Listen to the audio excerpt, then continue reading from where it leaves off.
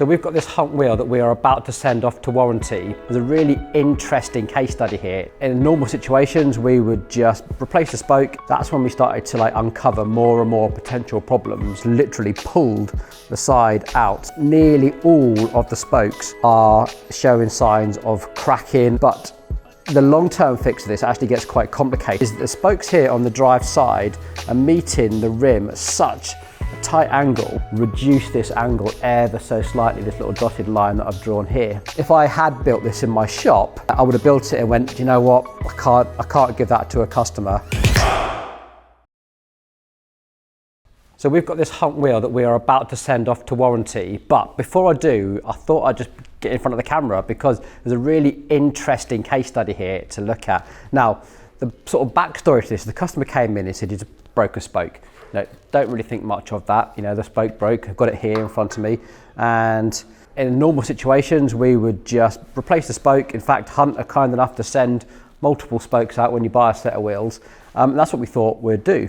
But when we started getting forensic and thinking, well, why did the spoke break? That's when we started to uncover more and more potential problems.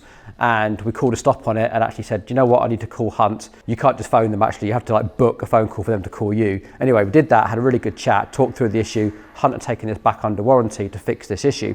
So the issue is that this spoke hasn't just broken, it's literally pulled the side out like this. And then when we started to look at why this one had happened and started to look closer at the other spokes, we can see that nearly all of the spokes on the drive side are showing signs of cracking and a stress, and they're all going to start breaking.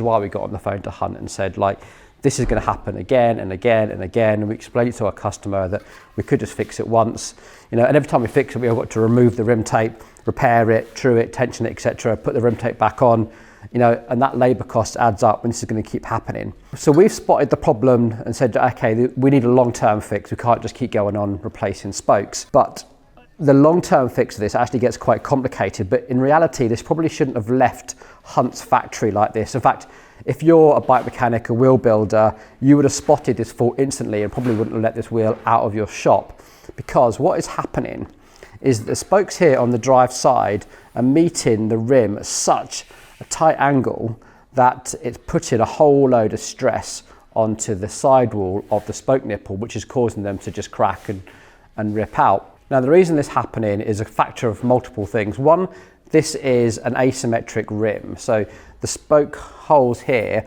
aren't exactly in the middle of the rim, they're offset. Now, they do that sometimes to balance up the angles of these spokes, so you can create more of an equal-sided triangle and then get the tensions a bit more balanced. The downside of that is that the spoke can enter the rim at a very steep angle. The reason it's a problem on this wheel is because the depth of material, so between this bit that we can see and the inside where the actual nipple is going to sit, is really thick. I mean, I measured this, it's almost 4 millimeters in places, really, really thick. And that explains why they've had to use such a long nipple. Normally 12 millimeters is fine, but I think these are 14 millimeters long to account for the extra depth, and it's still not quite enough. So I've drawn this little diagram up here to explain sort of the situation, if you like. And it's made worse by the sort of choice of components. So we have this asymmetric rim, this little dotted line is the center line here, and you can see how offsetting it makes this white line here, the non-drive side spokes. This is our hub down here. Remember, these are essentially just a triangle, so we can draw a center line, the hypotenuse is the spoke itself, and the right angle is the hub. Now, how they could fix it, there's like two ways.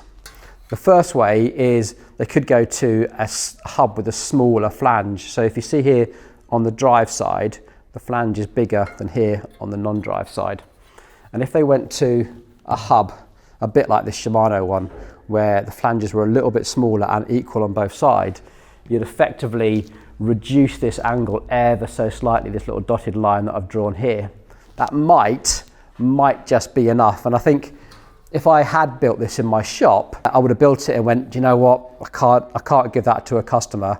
I would probably try this solution first, try a smaller hub to see if I can reduce that angle. The compromise is you'd have a longer spoke and potentially slightly more flexible, but this rim, with so much material in that rim, that is not a flexible rim. It is so stiff. I don't think we need to worry about that. So the compromise would be the spoke enters the rim at a better angle, but it might be a longer spoke. You know, I think I'd take that compromise. The other solution is really the hole should have been drilled at an angle, or even have a concave sort of ball and cup type design to them, so that the nipple can sort of swivel in place. So the spoke's got a chance to do this, and therefore the loading on the spoke is still linear and then not under any sort of stress on that nipple. So I don't know what they're going to do. The solution that we got given by Hunt was kind of interesting. First of all, they said to speed up the process, to expedite it, we can send you all new spokes, you rebuild the wheel for the customer. Now, when I asked them about service and charges for that, they were a little bit grey area, so I didn't really want to go down that route because it's a fairly expensive process to take all the spokes out and rebuild the wheel, etc. And I'm not 100% confident that this is just going to happen again. It's going to keep happening, the customer's ultimately going to be dissatisfied. I think the best thing to do is to send it away and let them solve it, and it'll be interesting to see how they solve it, whether they just rebuild or whether they're going to do something about the problem. If you have got this problem at home, your spokes might not have started cracking yet, but you can tell, because what will happen is you'll see a big gap. You'll see that the angle that the spoke enters the nipple is so extreme, and you'll be like a crescent moon shaped gap at the back here. What should happen, like you can see on the drive side, is that the spoke is like perfectly centered on the nipple. If you see that, you're golden. If you see this big gap, you're just going to ask in for your nipples just to crack open like that.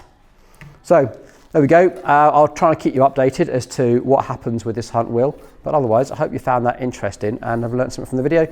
Let me know down in the comments if you've experienced this and maybe how you got it resolved. All right, thanks for watching.